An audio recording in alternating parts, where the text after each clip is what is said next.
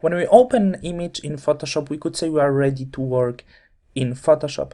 But before that, we have to familiarize ourselves with adjustment layers in Photoshop. As you could notice, I always keep my adjustment panel over here on the right side, which helps me to work very fluently with Photoshop as I'm using adjustment layers in most of my work. And I believe you're going to use adjustment layers in most of your projects. Few of them probably you're going to use a bit more often.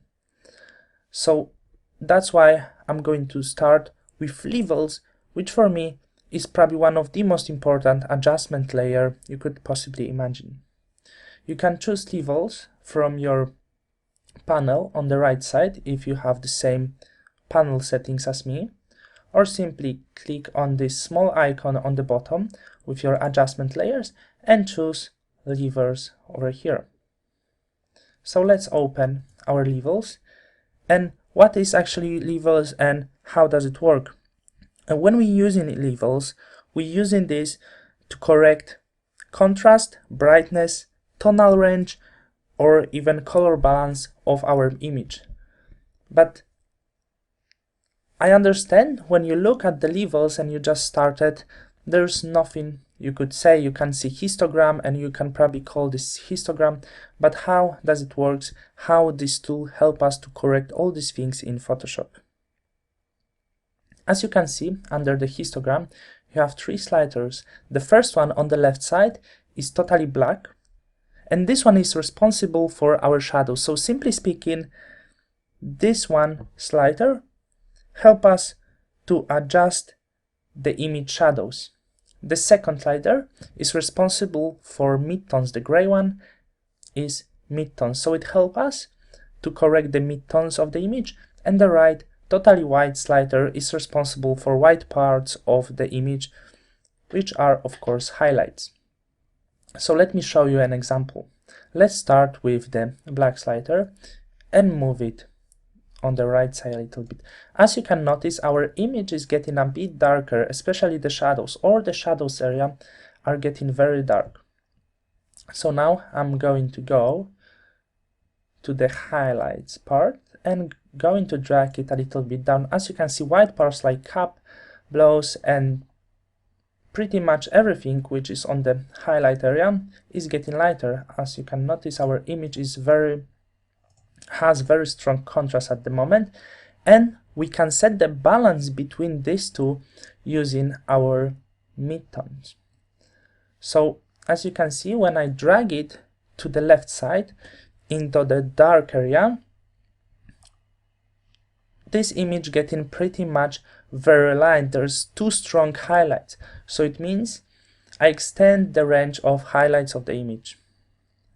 When I move this into the right side, as you can see, the same happens with the black parts of the image with my shadows.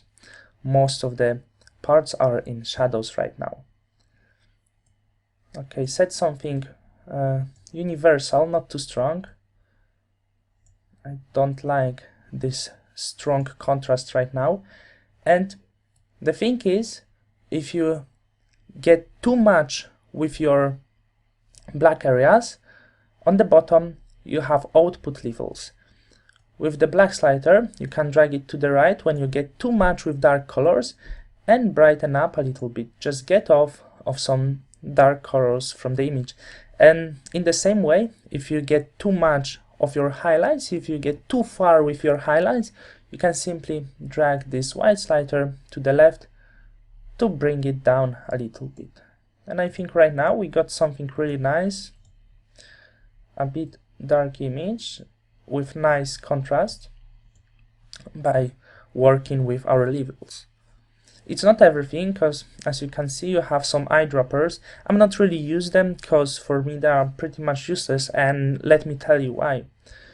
You have again the same, the black eyedropper, the midtones, and the white one. I'm going to work with these two. When you choose white eyedropper, for example, you can select some part of the image and it's going to be totally white, because this white eyedropper responsible for totally white color. So let me show you on this cap. When I'm going to click on this cap, as you can notice, it becomes totally white. That's how it works. This eyedropper is responsible for totally white color, and as you can notice, our histogram is changed. The other eyedropper is responsible for totally black color, so you can choose some areas which is pretty much black on this image, for example here, and when you click this, these areas, these colors become totally black. Of course, it's not everything, because you can work with different modes. We work with RGB mode right now, and we have colors like red, green, blue. Change the mode into the red, and or anything else, and when you go into this one and we work with these sliders, as you can see on the right side, I'm going to pull down the red color from the shadows, so the image is getting a bit colder, and when I'm drag it down, the white slider in the red mode, as you can see, I bring down some red colors on the highlights area, and that's how every color works in this.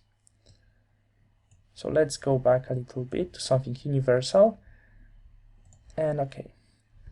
That's pretty much basic knowledge of levels, and it's very easy to understand how it works. What I recommend you, just to experiment a little bit levels to create some simple effects. It's going to help you very quickly to understand levels even better.